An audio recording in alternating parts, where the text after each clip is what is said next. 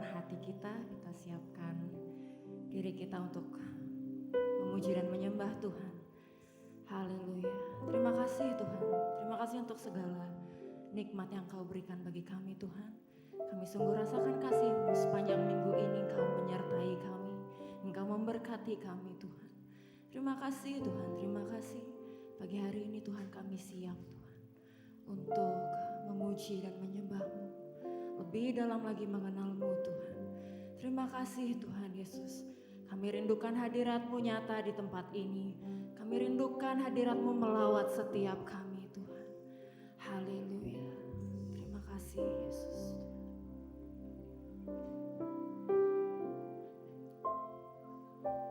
Seperti rusa yang haus, rindu aliran sungai-Mu. Hati kami tak tahan Tuhan. Hatiku tak tahan menunggu-Mu.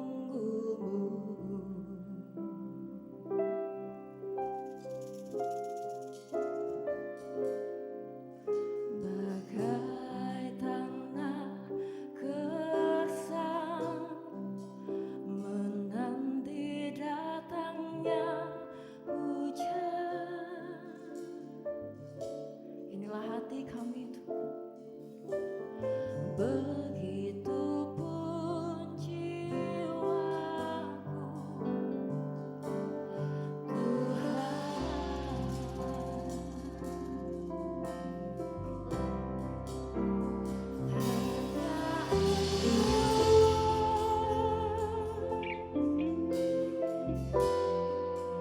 pribadi yang mengenal hatiku, tiada yang tersembunyi bagimu. Seluruh isi hatiku Kau tahu, dan bawaku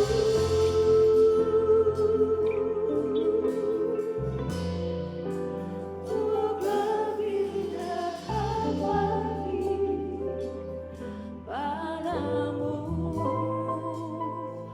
tinggal dalam indahnya dekapan kasih-Mu. Mari beri kemuliaan untuk Tuhan.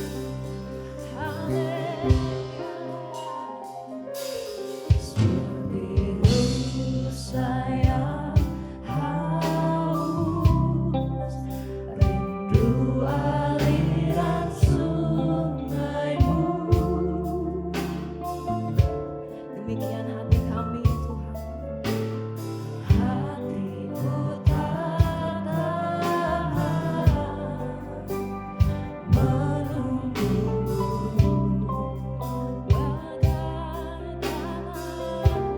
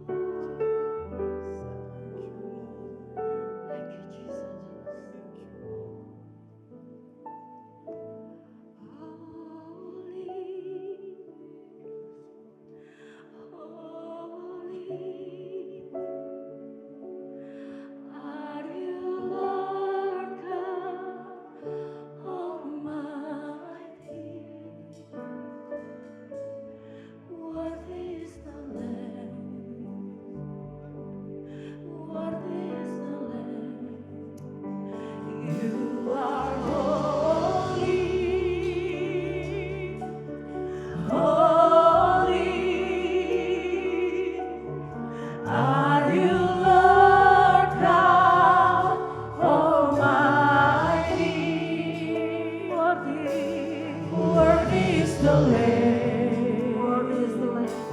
Worthy is the Lamb. For you are holy.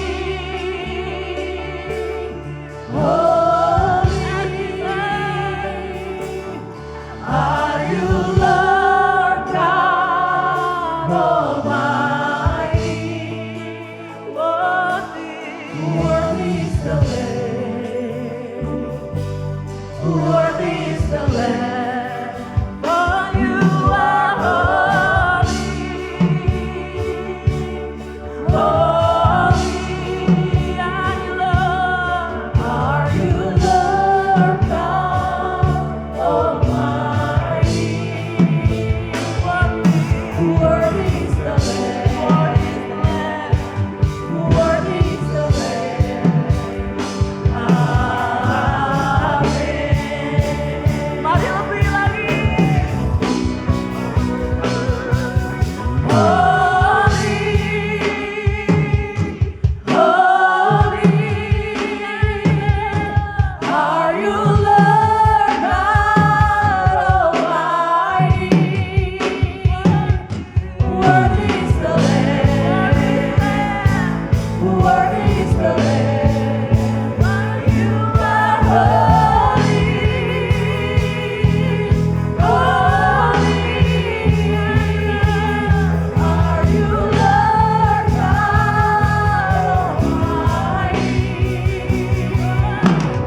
Worthy is the Lamb. Mari sekali lagi nyatakan. Worthy is the Lamb. For you are holy. Holy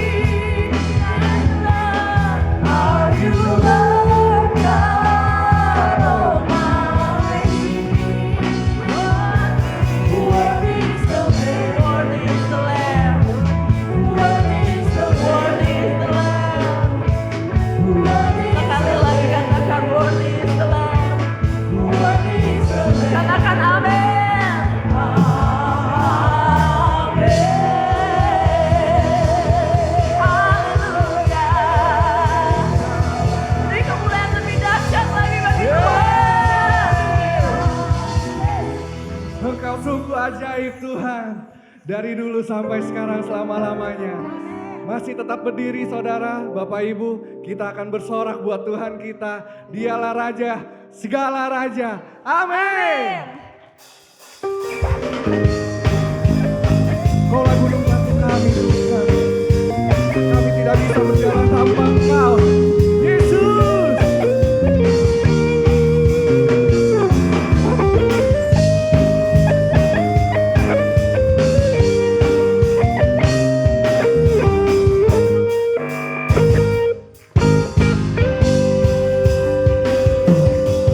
Tak terbayang kebesaranmu dan tak terbanding kekuatanmu Tuhan. Kau megah bagiku, amin. Genap jiwa dan pengharapan telah ku serahkan untuk rencanamu Tuhan. Kau Raja atasku, hanya Engkau Tuhan. Hanya Kau yang layak ditinggikan. Loncat semua. Hanya Kau Tuhan, agung dan perkasa. Kau sumber kemenanganku, layak berkuasa, melimpah selamanya. Yesus, Yesus Kaulah Raja mulia.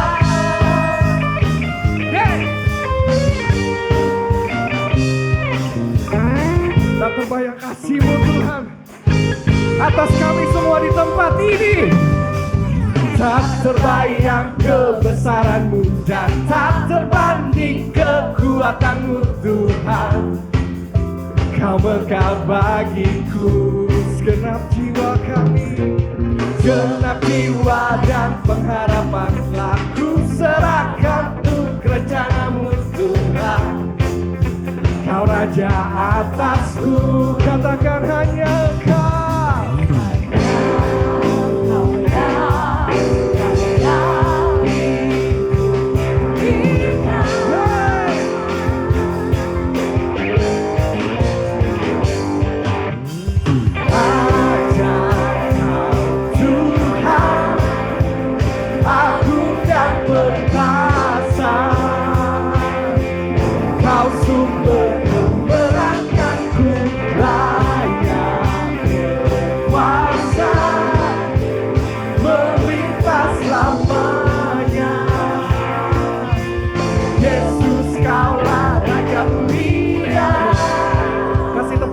Tuhan kita dulu. Dia Yesus yang mati bagi kita. Tak terbayang kasih-Nya atas kita. Ajaib Kau Tuhan. Hey.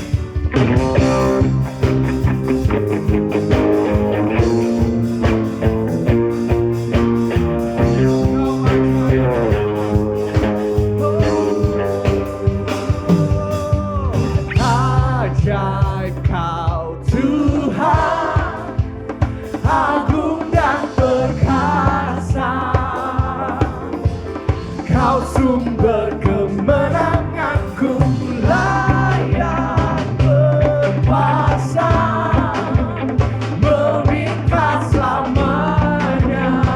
Yesus, Yesus Kaulah Raja mulia. Ajaib Kau Tuhan, agung dan perkasa,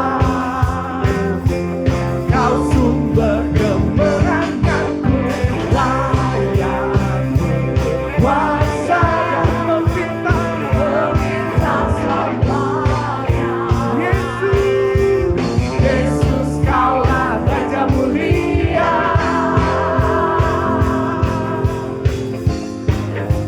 Raja mulia,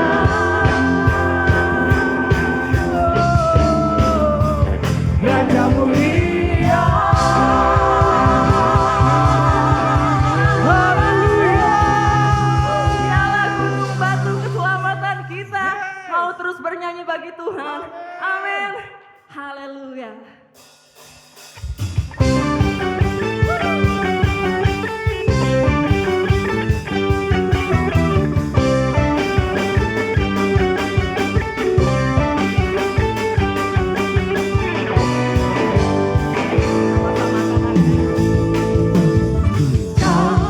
Gunung batuku dan Kau, kota bentengku, tak akan ku ragu.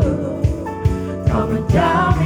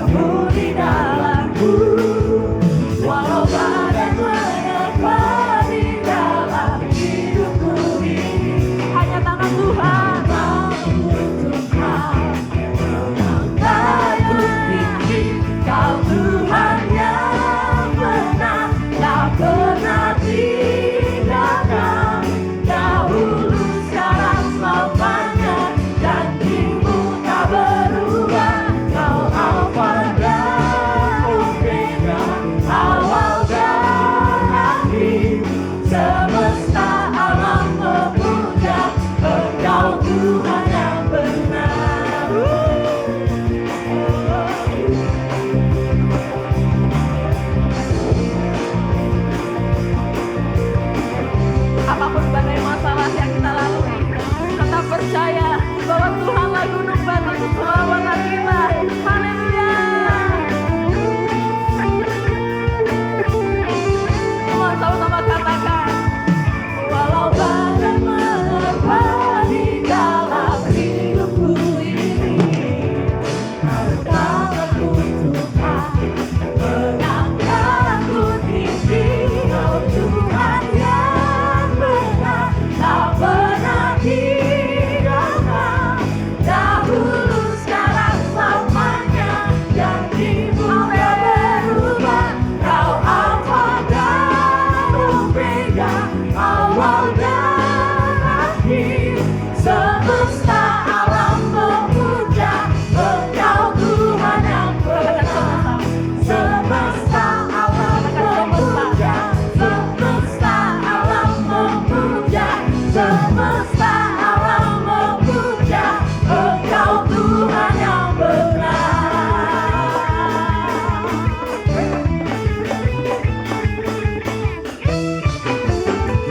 Haleluya. Haleluya. Mari.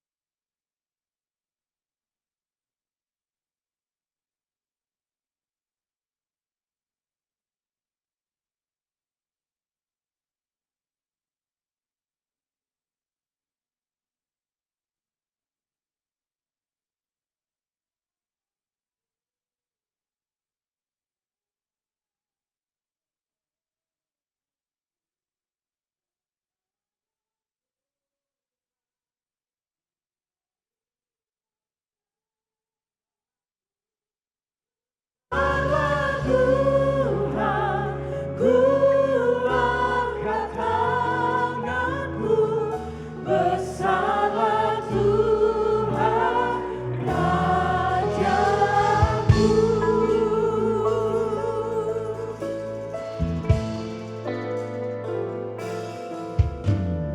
Kau telah layakkanku,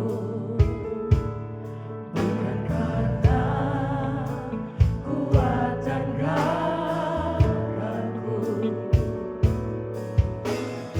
Kau layak terima sembah.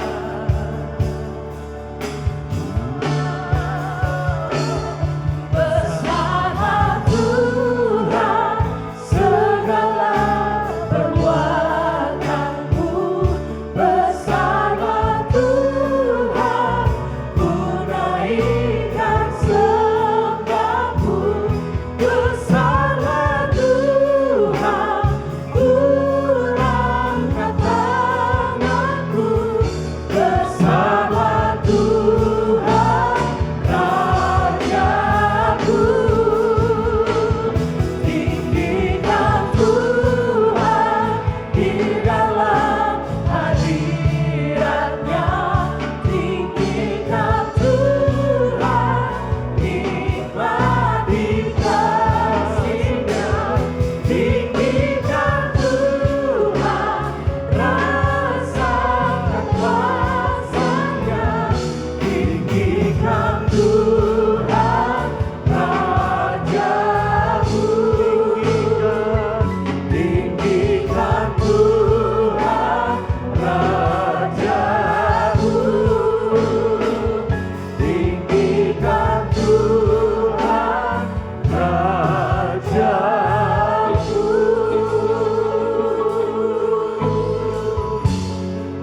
Koralaba shandaralaba ya sandaralabu. Koralaba ya si. Hallelujah. Rikaralaba ya sandaralabu. Hallelujah. Terpujilah namamu Yesus. terpujilah nama-Mu Tuhan Yesus. Kami bersyukur kepada-Mu Tuhan. Oh, syaralabaralaba, sakandaralaba, sakandaralaba. Haleluya.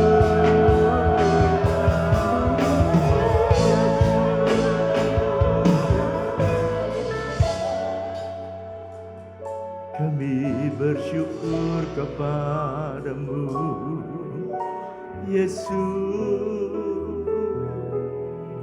Tuhan. Terima kasih Tuhan.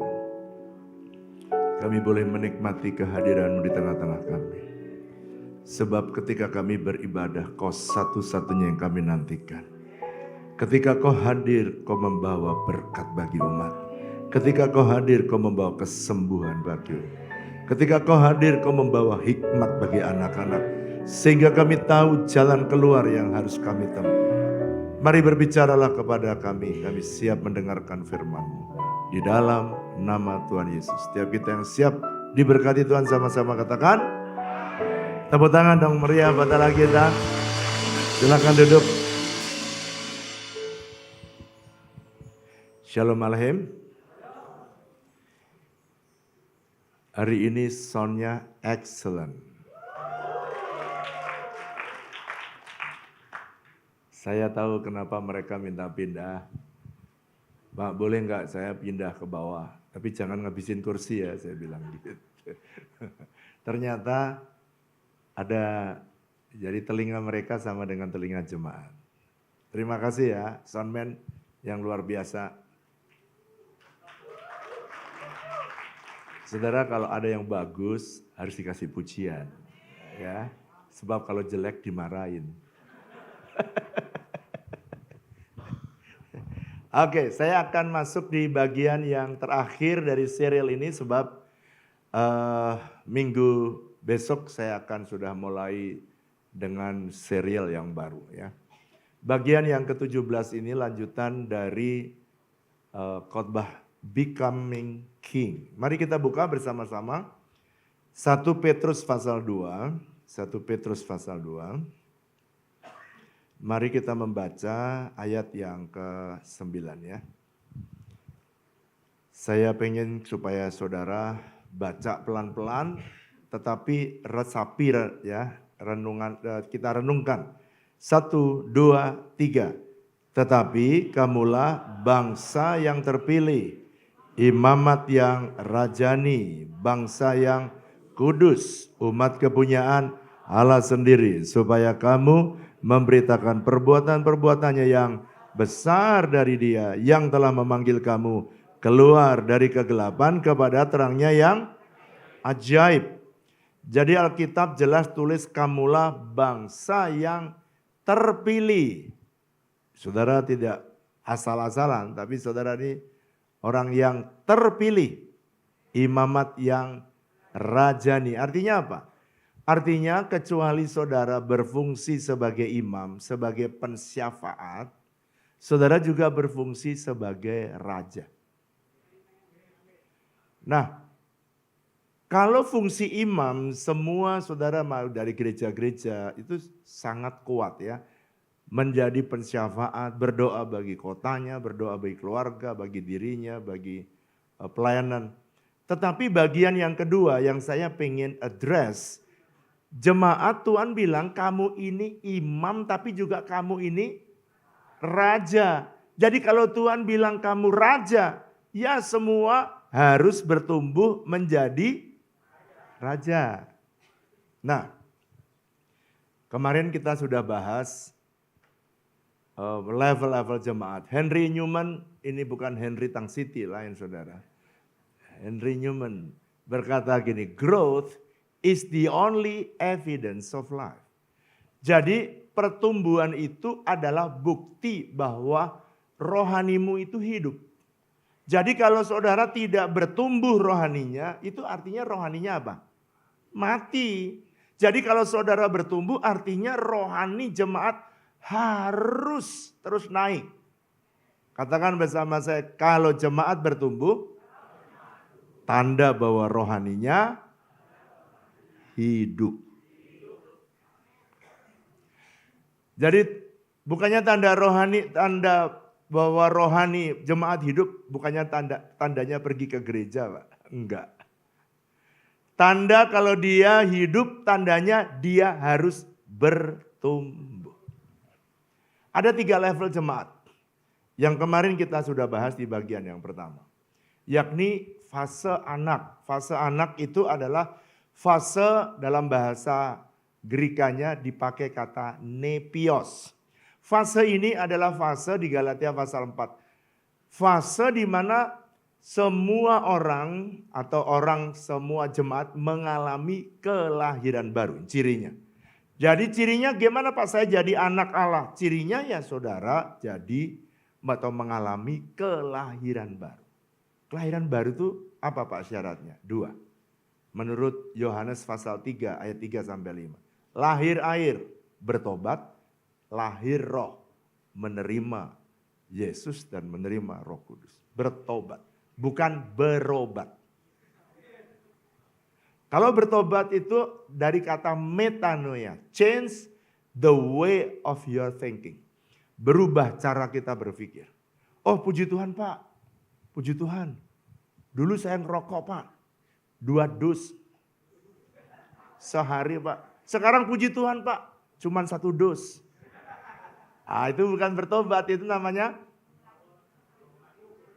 berobat jalan. Harus bertumbuh lagi.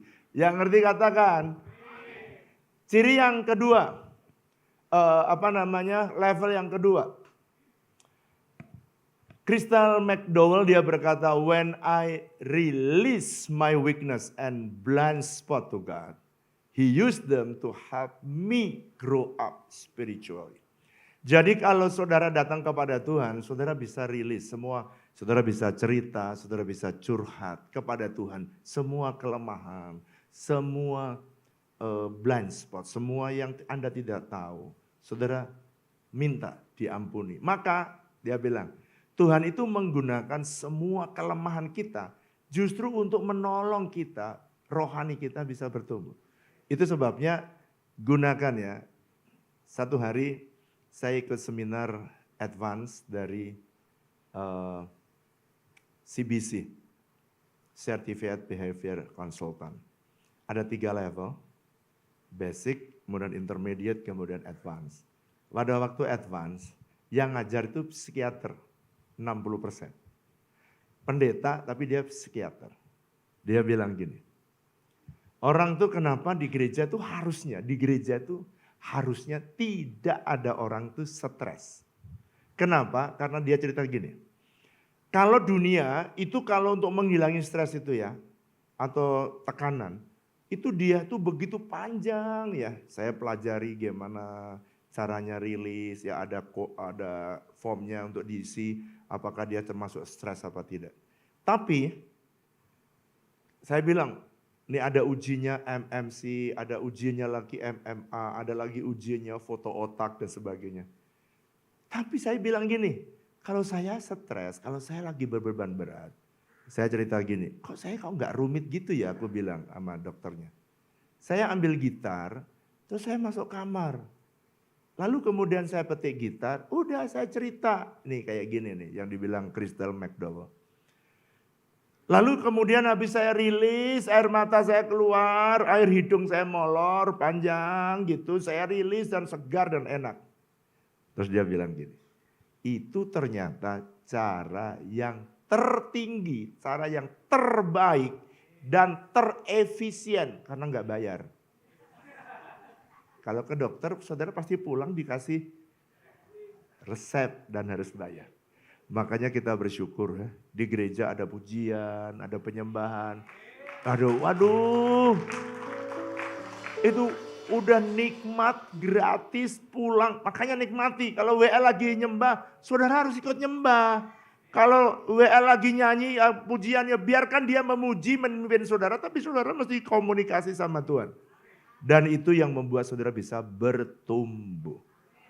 Level kedua.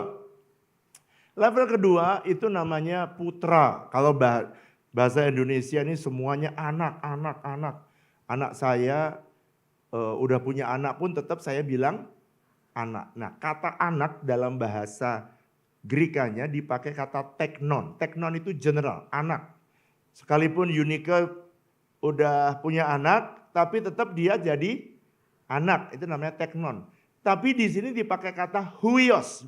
Huios itu adalah anak yang sudah akil balik. Pak, cirinya apa? Cirinya dia mengalami breakthrough atau mengalami terobosan.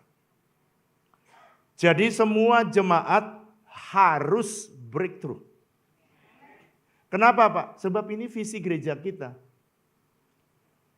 To become people that holy, mature, dewasa, and encounter breakthrough.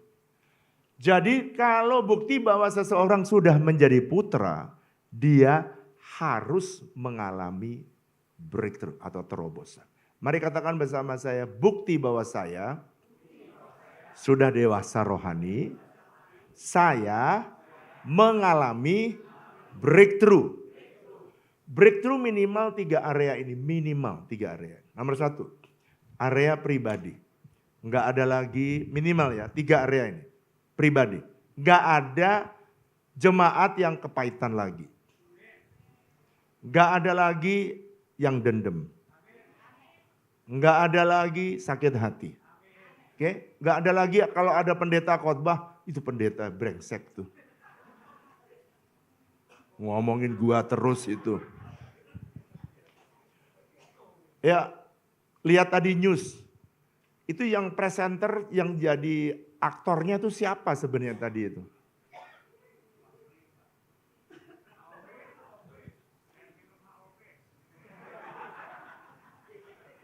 Kenapa sih dia muncul lagi? Ah, itu kalau artinya di dalamnya belum pulih. Wong gua jadi presenter kok dia lagi muncul lagi. Itu media yang disalahin gitu. Ada khotbah yang bagus, orang khotbah ya. Khotbah kepanjangan. Kita udah lapar belum sarapan lagi itu pendeta. Nah, itu tanda bahwa dia belum pulih. Ada pendeta khotbah pendek, ya khotbah pendek, belum kenyang udah selesai ya, kurang persiapan itu pendeta. Nah, itu tanda-tanda bahwa dia belum pulih. Di Tang City ada nggak yang gini?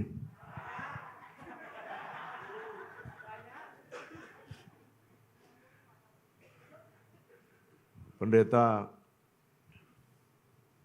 yang khotbah gemuk, ya pendeta kok gemuk? Itu pendeta gak pernah puasa itu. Lo gemuk-gemuknya sendiri kok. Kalau pendeta yang khotbah kurus, ya pendeta kok kurus. Kurang diberkati itu pendeta.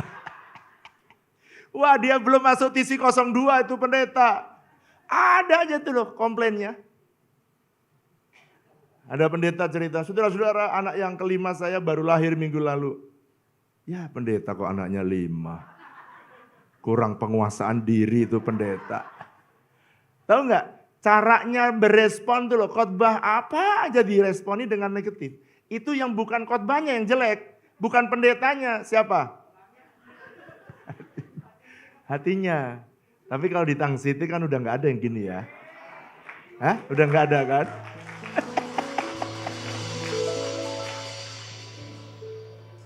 Pertama breakthrough apa tadi? Pribadi, nggak ada yang gitu-gitu lagi. Kedua, breakthrough keuangan.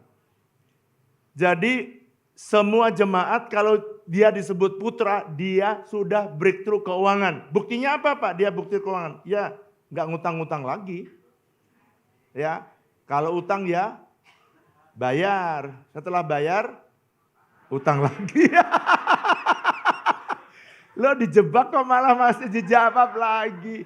Belajar dari istri janda Nabi itu. Elisa bilang, jual semua minyak dan bayar hutangmu lalu hidup dari lebihnya. Artinya lifestyle-nya mesti diubah. Kalau dulu, jadi gini ya. Seberapapun berkat yang Tuhan berikan dalam hidup kita, selalu cukup. Mari bilang sama saya, seberapapun berkat yang Tuhan beri dalam hidup saya selalu kurang keras. Cukup. Sebab kemampuanmu mengelola uang itu menentukan apakah Tuhan mau tambahi apa tidak. Kalau kamu dikasih 1 juta, kamu bisa kelola dan kamu bisa, oh saya ingat tetap perpuluhan. Aku tetap kalau ada orang yang mau minta tolong, aku masih punya spare benih yang aku tabur. Operasionalku aku maksimum 70%. Aku harus tiap bulan mesti punya saving. Kalau 1 juta kamu bisa bagi seperti itu. Tuhan bilang gini, oh udah bagus saya naikin 2 juta. Saya tanya kalau 1 juta nggak bisa kelola, kira-kira ditambahin apa enggak? Karena prinsipnya Tuhan gini, siapa setia perkara yang kecil baru dipercaya perkara yang. Jadi kalau yang kecil nggak cukup apalagi yang gede. Saya konseling sama keluarga.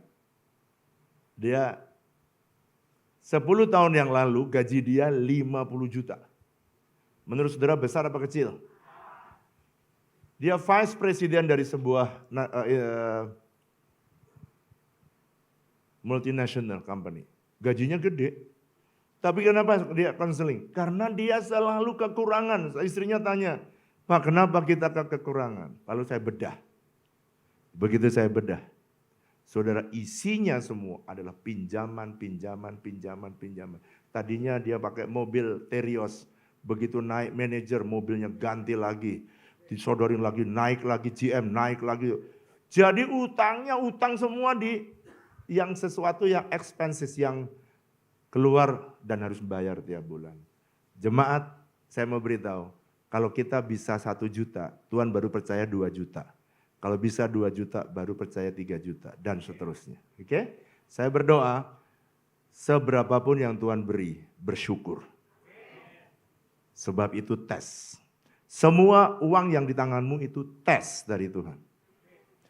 Kalau kamu dikasih kecil bisa nata, Tuhan kasih agak besar. Bisa nata, Tuhan percayakan lebih besar. Oke? Sekarang breakthrough yang ketiga. Pertama tadi breakthrough apa? Pribadi. Breakthrough kedua, uang. Breakthrough ketiga ada keluarga. Minimal kalau disebut dewasa itu breakthrough keluarga. Udah nggak bertengkar, udah nggak berkelahi lagi, udah nggak piring terbang di rumah, nggak ada lagi nasi ditumpahin, handphone dibanting, nggak ada lagi. Kenapa? Karena keluarganya sudah pulih, sudah bahagia. Sekarang, kalau sudah masuk di area ini, itu kemarin kita sudah bahas. Saudara naik di fase yang ketiga, namanya fase raja. Fase raja adalah fase tahapan di mana seseorang sudah menemukan panggilannya dan menemukan domain atau area untuk melayani. Sekarang lihat saya ke depan, saya mau jelaskan ini. Kalau saya punya anak anjing, terus saya kasih makanan anjing. Saya tanya saudara, saya punya anak apa tadi? Anjing. Saya kasih makanan anjing. Saya tanya saudara, kira-kira 1 hari jadi apa? Kok mati sih? Saya ulangi. Saya punya anak anjing. Lalu kemudian saya kasih makanan anjing. 1 hari jadi? 1 hari jadi anjing. Jangan langsung mati atuh. Belum jadi anjing kok langsung mati. Jadi anjing. Saudara itu udah kenal bahwa saudara itu sering waktu kecil, waktu sekolah minggu suka nyanyi.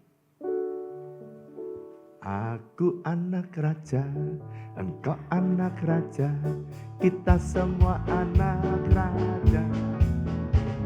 Aku anak raja, engkau anak raja, kita semua anak raja. Haleluya, haleluya, haleluya, haleluya, haleluya, haleluya.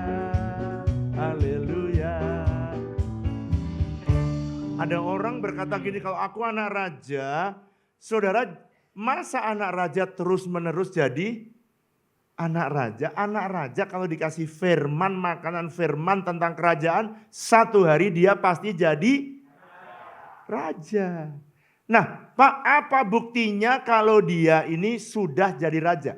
Kalau dia udah jadi raja, itu tandanya raja itu selalu, kata kingdom berasal dari kata king, raja, and domain. Jadi seorang raja cirinya adalah dia mesti punya wilayah, punya area. Misalnya Raja Charles, saudara langsung punya asosiasi dengan wilayah di mana dia memerintah. Di mana dia? Inggris. Raja Bolkiah, saudara langsung punya asosiasi tentang wilayah di mana dia memerintah. Di mana itu? Brunei. Jadi kalau saudara, gimana Tuhan bisa tahu saudara sudah jadi raja? Saudara udah ngambil keputusan, setelah saudara berjalan mengiring Tuhan, saya akan melayani di area ini. Nah, menurut dua hamba Tuhan ini, Bill Bright dan Loren Cunningham. Bill Bright itu pendiri Campus Crusade. Loren Cunningham ini adalah founder dari Youth with a Mission. Kira-kira 40 tahun yang lalu, ini gereja kurang mendengarkan ini. Dia puasa 40 hari berdua ini di tempat yang berbeda. Lalu mereka kumpul. Lalu satu hari ketika dia kumpul, mereka cerita, aku dapat dari Tuhan pengenang gini-gini. Lalu mereka berdua, dan mereka itu bisa mendapati ternyata apa yang dia pikirkan, apa yang dia doakan, ternyata dua ini klop. Lalu Loren Cunningham cerita, dia bilang gini, kalau gereja mau punya impact, gereja itu kan jadi garam dan terang dunia. Mau punya impact, maka dia harus memasuki di 7 area ini. 7 area ini, 7 pilar, 7 area yang harus diduduki dan harus dilayani atau disentuh, diselesaikan persoalan di setiap pilar tersebut. Nah, dia bilang 7 area ini kenapa ada slash atau N, itu artinya 7 area ini adalah 7 area yang harus diduduki.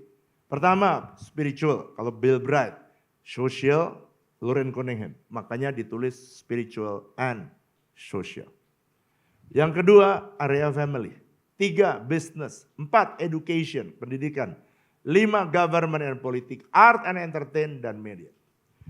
Kenapa gereja kita melayani, ada orang gila, melayani, ada panti asuhan, gereja kita melayani anak jalanan. Karena ini bagian yang harus disentuh. Saudara, dulu banyak sekali di daerah Tangerang ini orang gila. Ada jemaat yang nangani orang gila. Sekarang saudara sulit sekali menemukan orang gila. Karena orang gila telah diselesaikan dengan seksama dan dalam tempo yang sesingkat-singkat. Lalu Tangerang Selatan, wali kota Tangerang Selatan waktu itu Pak Soleh. Waktu saya bukain video-video itu dia nangis. Harusnya saya nih Pak. Saya tanya gini, kenapa sih Pak Soleh nangis? Harusnya saya yang punya hati itu merawat orang-orang itu. Tapi pemerintah tidak melakukan. Karena enggak punya hati. Lalu dia berkata gini, gereja sudah menjadi aset bagi kotanya. Kenapa ada gereja yang dipandang sebelah mata, bahkan ada yang seperempat mata, bahkan ada yang dibakar, karena enggak punya impact.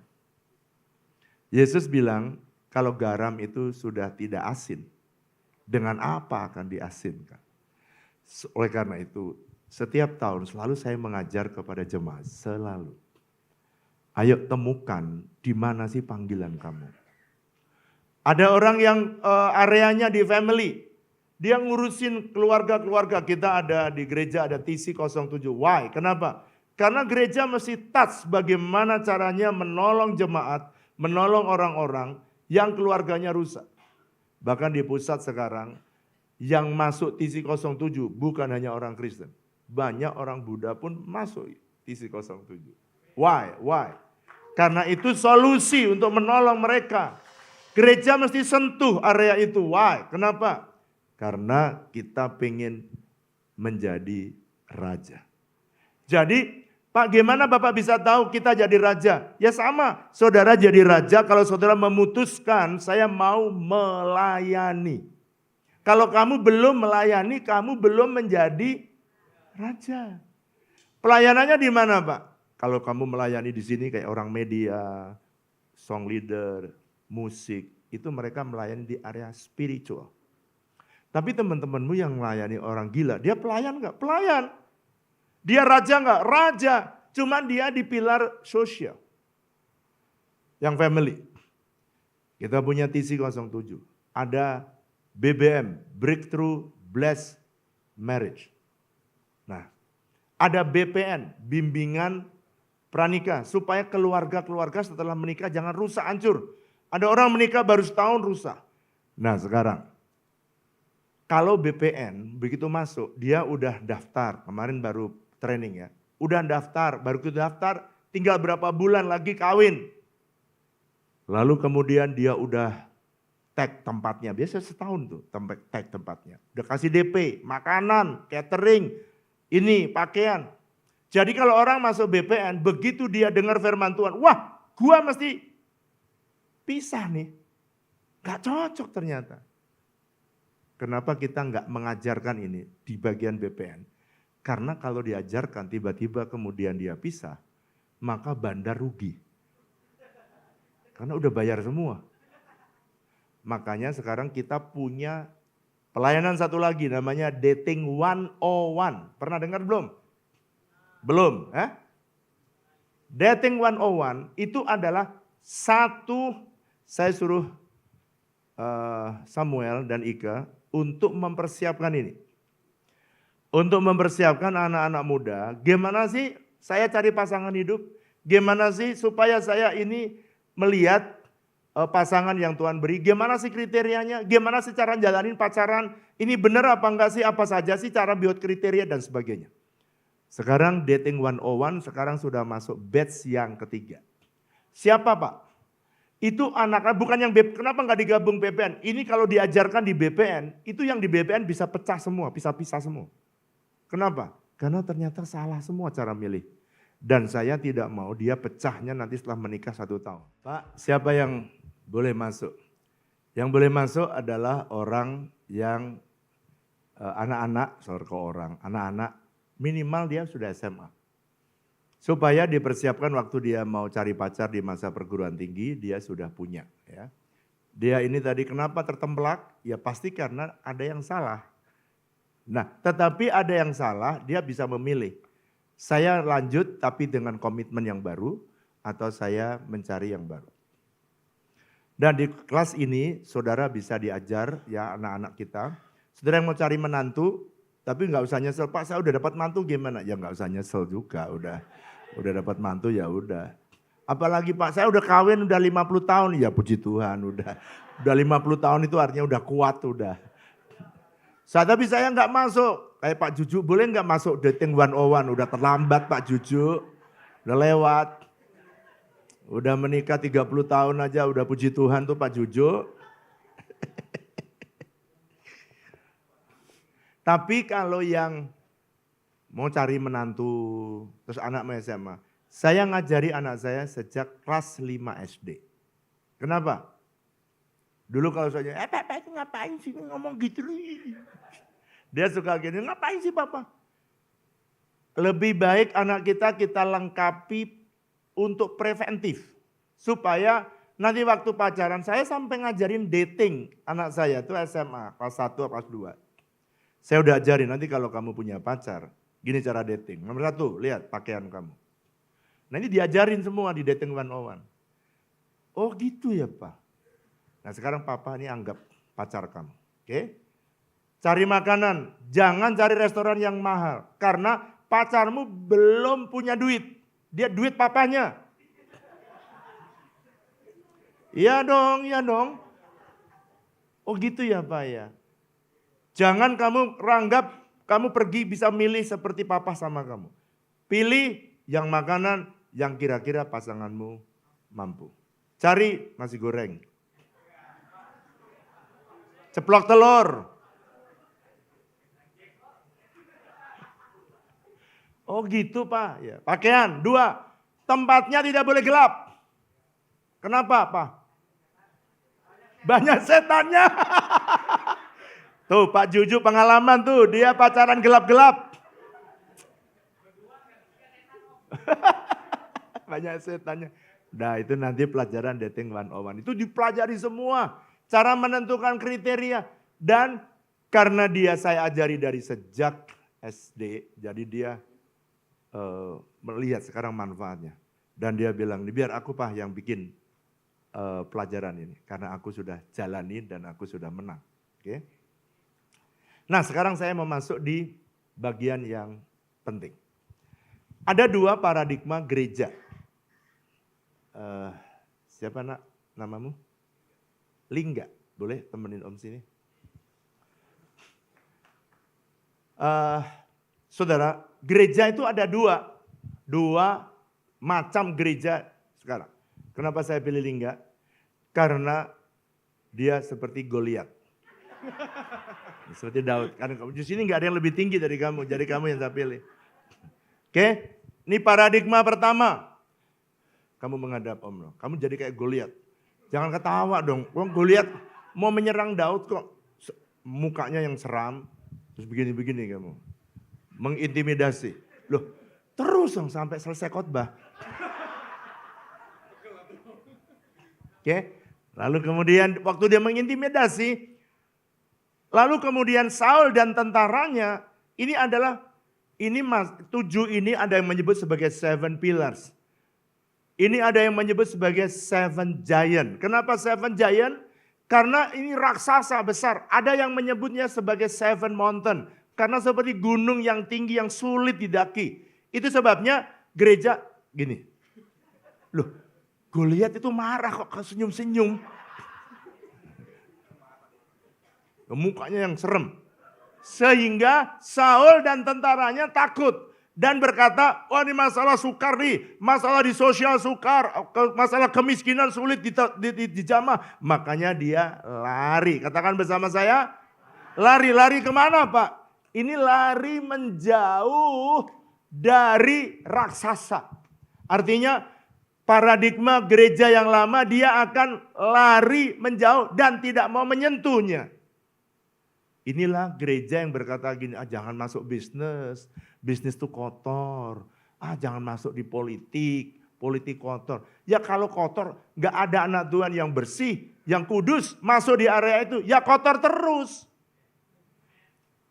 Coba kalau seandainya jemaat Tang City masuk di pilar politik. Udah kudus, suci, diutus. Politik jadi bersih. Bisnis, ada yang tanya, kenapa sih gereja WTC ini kok ada jualan sabun, ada jualan sayur, pisang. Ngapain sih susah-susah? Ngapain sih ngurusin klinik, ngurusin. Itu mereka yang punya paradigma yang lama. Karena dia berpikir it's too difficult to touch it. It's too difficult to solve it. Orang-orang yang berkata sulit untuk menyelesaikan, sulit untuk menjamah, sulit untuk menolong orang miskin, menolong orang yang sakit. Nah, semua gereja yang seperti ini paradigma yang lama. Tapi ada gereja yang dengan paradigma baru. Gini lagi nak kamu, sambil marah-marah. Itu senyum itu nama. Susah ya jadi bertobat soalnya ya, udah bertobat ya. Coba mukanya aja. Nah, ini gereja dengan paradigma baru. Dia tahu ada persoalan. Kamu nanti waktu harus kalah ya kamu. Kan ini Daud ini. Ngerti ya dramanya supaya bagus ya. Tahu ada persoalan, tahu ada masalah, tahu ada kesulitan dan ini besar. Tapi Daud berkata begini, jangan kamu orang Filistin yang tidak bersunat. Kamu sudah sunat apa belum?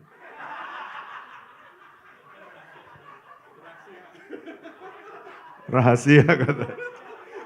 Tapi kalau Daud berkata, hai kamu tentara yang tidak bersunat, kamu menghina tentara Allah yang hidup. Lalu kemudian Daud berkata, kamu mendatangi aku dengan tombak, tapi aku mendatangi kamu dengan nama Tuhan. Lalu kemudian kamu mati langsung. Zat, mati dong. Mati.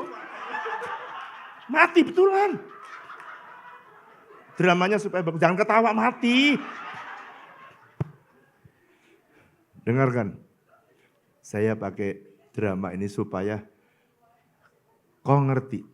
Sulit, sukar, besar. Tetapi kalau gereja mau keluar, saudara mau keluar, saudara mau menjamah, saudara mau tahu panggilanmu dan saudara mau menyelesaikan. Saya percaya semua persoalan di kota kita pun dapat diselesaikan. Tepuk tangan yang meriah buat Allah kita. Tepuk tangan buat Lingga. Dramanya keren. Terima kasih Lingga.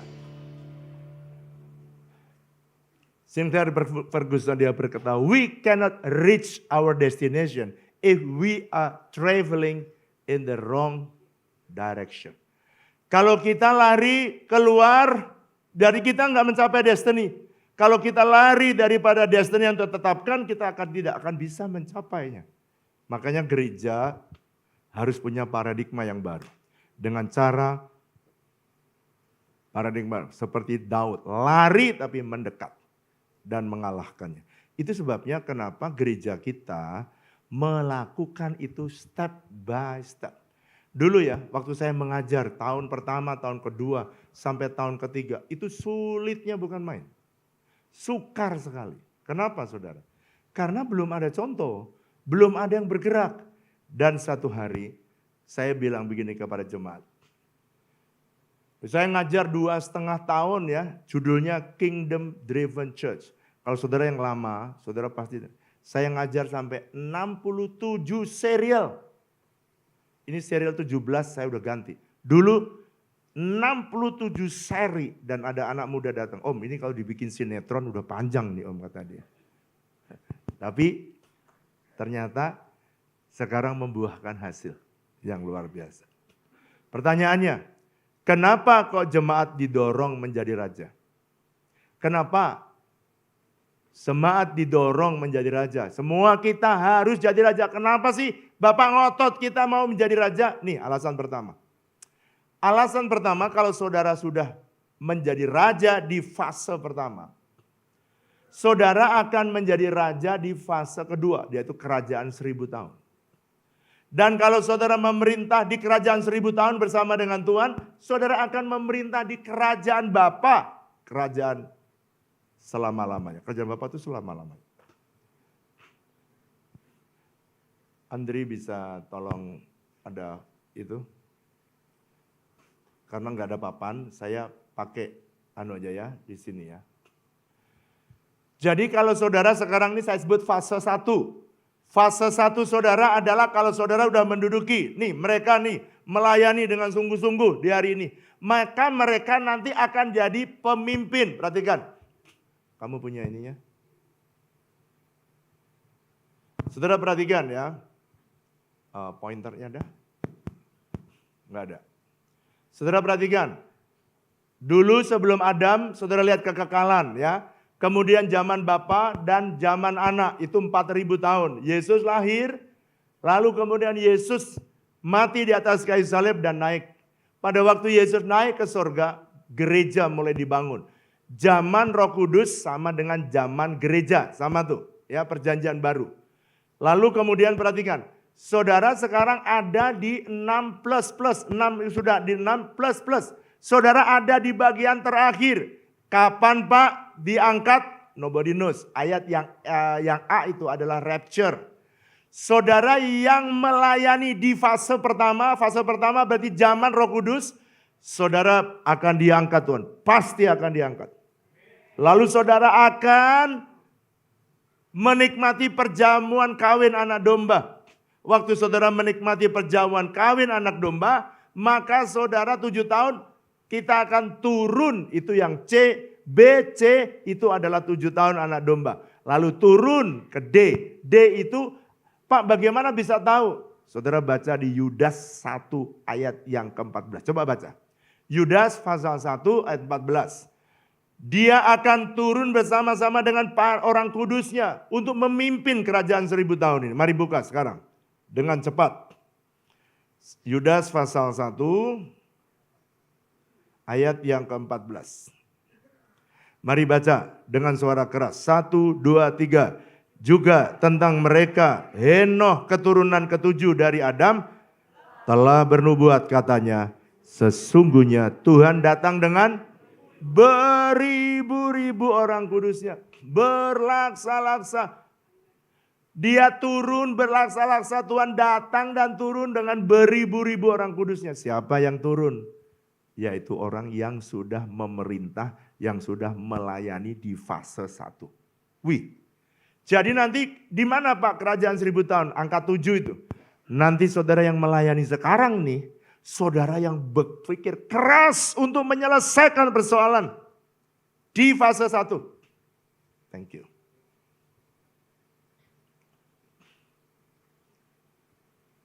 Saudara perhatikan ya, orang yang melayani di fase 1 ini, maka dia akan melayani di fase kedua. Setelah ini rapture, ini kepertahuan kawan anak domba, dia turun dan dia akan memerintah selama 1000 tahun. So that's why jangan puas jadi jemaat duduk manis datang kebaktian. Bertumbuhlah sampai Tuhan membuat saudara menjadi raja. Sebab saudara nanti akan turun dan saudara akan memerintah bersama Yesus. Saudara ada pilihan sih, saudara diperintah atau saudara pengen memerintah. Kalau saya mau didik jemaat semua, katakan bersama saya, kurang keras. Semua jadi raja. Why?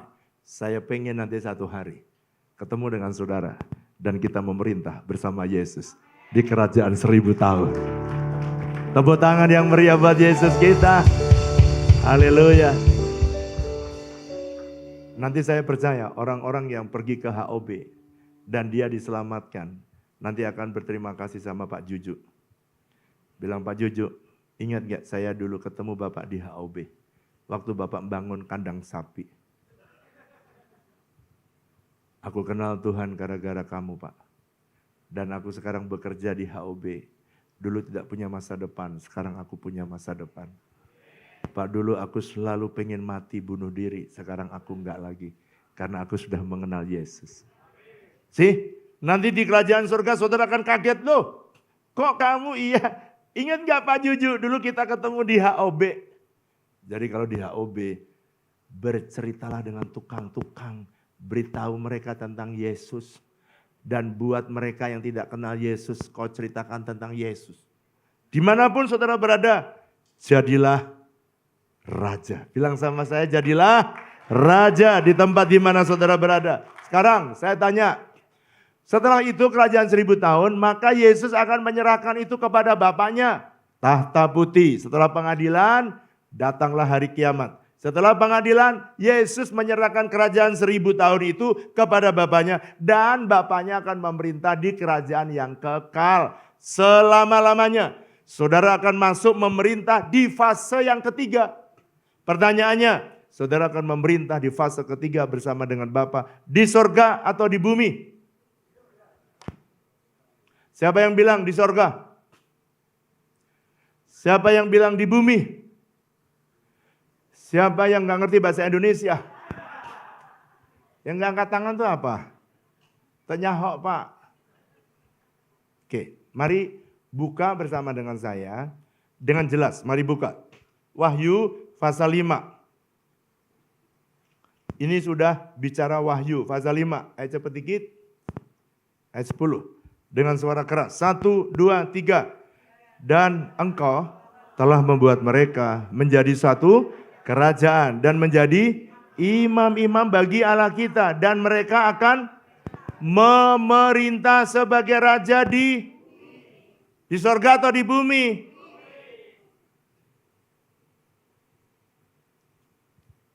Di bumi, ini Alkitab. Mereka akan memerintah sebagai raja di bumi. Nah, kok selama ini diajarnya pergi ke sorga? Sekarang lihat saya. Pak, kalau gitu saya bisa pergi ke sorga enggak? Ya bisa dong. Saudara setelah saudara mati, kok kejam sekali. Setelah dipanggil Tuhan lah ya. Saudara akan bertemu dengan Tuhan di Firdaus. Oke? Saudara ke sorga itu, saudara perhatikan ya. Kamu itu asalnya dari sorga. Yohanes pasal 17 ayat 14 dan 16. Kamu ini asalnya dari sorga. Kalau kamu datang dari sorga, bisa nggak pergi ke sorga? Ya bisa, asalnya dari sono. Tapi kalau saudara memerintah, sorga itu domainnya, ingat ya, kingdom. King, raja, domain, wilayah, kingdom. Kalau saudara bilang Yesus itu raja, Bapa kita raja, maka dia punya domain, sorga. Saudara dan saya, domainnya di mana?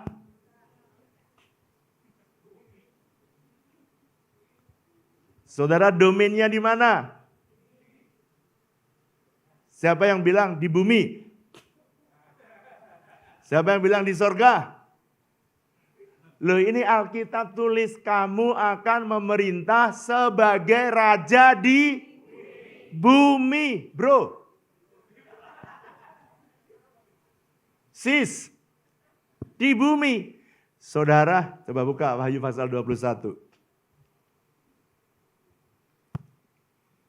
Wahyu pasal 21.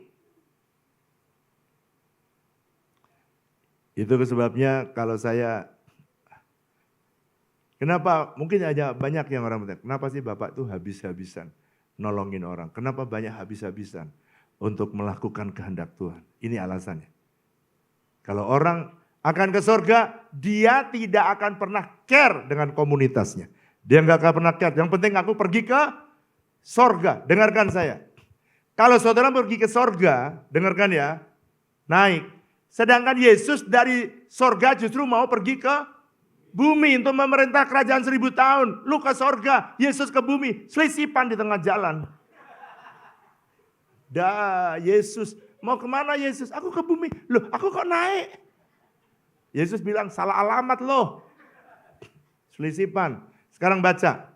Supaya jelas, ayat 1 dan 2. Wahyu pasal 21 ayat 1 dan 2. 1, 2, 3. Lalu aku melihat langit yang baru dan bumi yang baru. Sebab langit yang pertama dan bumi yang pertama telah berlalu. Dan laut pun, ayat 2, 1, 2, 3. Dan aku melihat kota yang kudus. Apa? Yerusalem yang baru. Ngapain? Turun, garis bawahi. Turun dari sorga.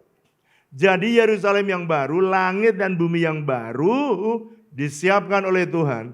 Makanya Yohanes pasal 14 Yesus berkata, aku naik dulu mempersiapkan tempat bagimu. Tapi setelah jadi, nanti langit dan bumi yang baru itu apa? Turun. Bilang sama saya, kurang keras. Jadi saudara akan memerintah di mana? Bumi. Fase 1 di mana? Saudara akan memerintah fase 1 di mana? Di bumi. Fase kedua kerajaan 1000 tahun di mana? Di bumi. Kerajaan kekal Bapa di bumi. Saudara bukan memerintah di sorga. Gak ada ayatnya. Disertasi saya bicara ini. Saya diuji 3 jam lamanya sama 2 atau 3 profesor. Dia kulik-kulik, dia tanya-tanya. Dan saya bilang ini yang kami usahakan sebagai gereja. Kenapa kami care dengan komunitas? Karena kita akan memerintah di bumi. Siapa yang melayani Tuhan di fase yang pertama akan melayani fase kedua. Dan saudara mereka yang akan jadi pemimpin di fase kedua. Dia akan memerintah bersama Tuhan di fase ketiga. Itu sebabnya pelayanan saudara tidak boleh berhenti. Jabatan boleh berhenti. Tapi melayani Tuhan seumur hidup kita. Yang ngerti katakan. Lihat, yang beda apa Pak langit baru? Ayat 1, di sana tidak ada laut. Cuman itu aja bedanya. Laut tidak ada, jadi kalau saudara suka makan ikan laut, tongkol, kakap, makanlah sekarang. Sebab nanti di kerajaan yang baru, bumi yang baru, tidak ada ikan laut. Tapi ikan nila masih ada di sana nanti. HOB masih ada. Kandang sapi, kandang kambing semua masih ada. Yang tidak ada adalah hanya laut. Ini yang ditulis. Jadi kalau nanti supaya saudara nggak balik lagi dan pengen balik lagi ke tempat ini, makanlah ikan laut sepuas-puasnya sekarang. Terakhir. Oke, kenapa saya mendorong semua saya tahu ini berubah, paradigmamu berubah. Saudara pasti berubah. Dan kamu mesti sungguh-sungguh. Kedua, kamu akan memiliki pengaruh dan influence dan dampak yang semakin besar. Kenapa gereja kita tuh, karena gereja kita ini dulu baru, si kecil. Tapi kita terus melakukan. Sekarang banyak orang yang datang ke House of Bread. Hari ini kita punya tamu dari Amerika. Ada 1, 2, 3, 4 orang. Nanti baktian kedua dia akan datang. Kemarin dia diajak pergi ke RIS. Dia bilang, it's amazed, kata dia. Artinya gini, kalau orang Cina Benteng. Cek bisa ya. Ada gereja kok mikirin orang miskin, orang sakit. Saudara, Pak Ju tuh lihat saya ya. Kadang-kadang Bapak itu kok mikirin ya, orang-orang susah. Sebenarnya Bapak itu bisa duduk tenang dan manggut-manggut. Cukup. Kenapa kok kita habiskan uang kita untuk mengerjakan rencana Tuhan? Sebab saya pengen satu hari nanti kita ketemu dengan Tuhan. Dan Yesus berkata, kamu hambaku yang baik dan hambaku yang setia. Kamu setia melakukan perkara kecil, kamu akan aku percaya perkara yang besar. Makin besar influence-nya. Tamu kita kemarin dia habiskan 3 hari dari Amerika. Dia keliling ke ministry-ministry kita. Dan dia bilang gini, saya belum pernah lihat ada gereja yang punya impact seperti ini. Why? Karena kita gereja paradigma yang baru. Tapi masih banyak gereja dengan paradigma yang lama. Tapi saya berdoa supaya saudara. Yang ketiga, kita semakin bisa memperluas kerajaan Allah di muka bumi. Kenapa Pak makin luas? Ya karena saudara yang melayani makin banyak. So that's why kalau Pak Ju nyuruh saudara melayani, layani. Saudara dimanapun ada yang melayani sebagai guru. Kenapa kita punya sekolah? Dulu punya bimbel. Punya bimbel, habis punya bimbel, punya sekolah sekarang. Kita punya 4 sekolah sekarang. Orang lain berkata, dari mana itu ya? Sekarang, saudara kita punya sekolah, kita punya klinik. Dan GBI ya, ada 7.000 gereja Bethel Indonesia seluruh dunia. Yang punya pelayanan rumah sakit hanya 1. Yaitu GBI WTC.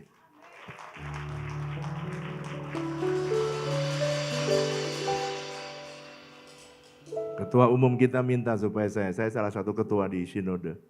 Dan dia minta, Pak bisa nggak tolong komporin. Kan banyak gereja yang lebih besar dari WTC.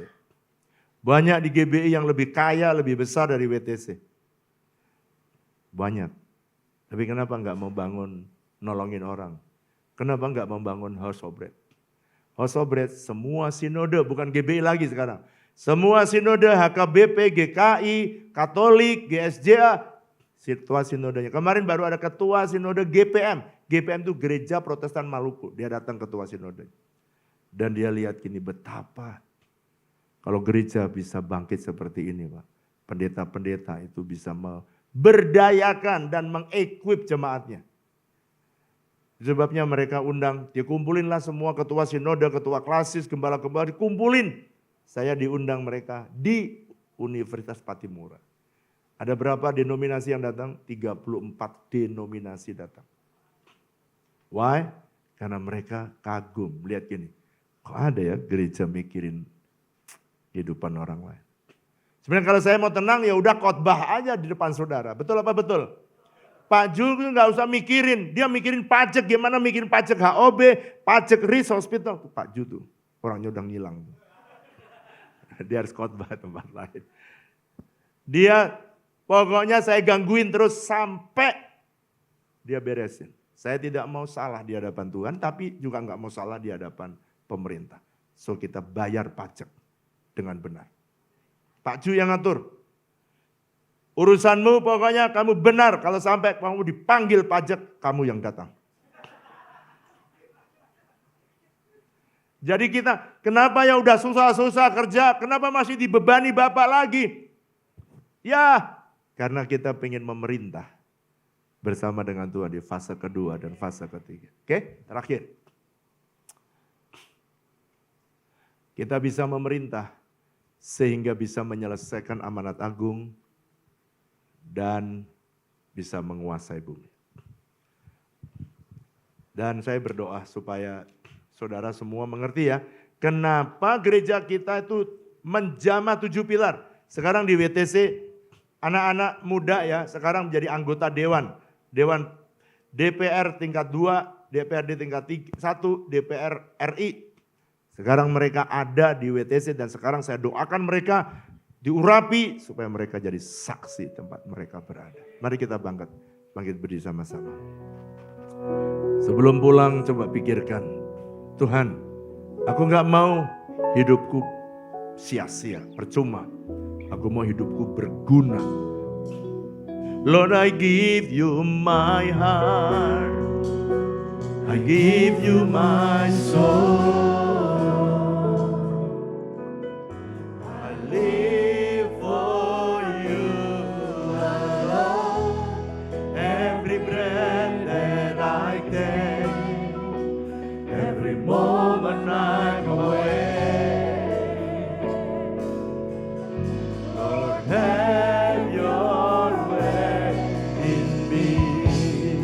Ku berikan hatiku dan jiwaku, semuanya bagimu,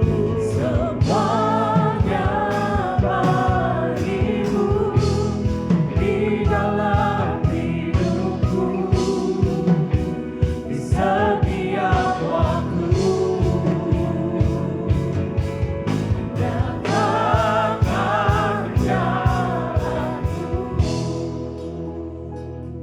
Biar musik saja nyanyikan lagu ini, semua saudara bersikap berdoa.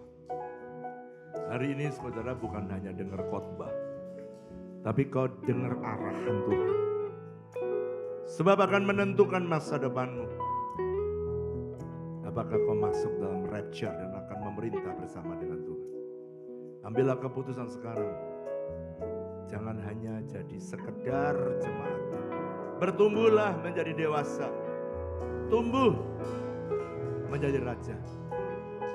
Berapa banyak saudara berkata hari ini, Tuhan, biarlah hidupku, sisa hidupku ini aku pakai untuk melayani Tuhan. Supaya aku bisa memerintah. Kalau itu kerinduanmu, angkat tanganmu tinggi-tinggi. Oh syakandaralama, syakandaralama.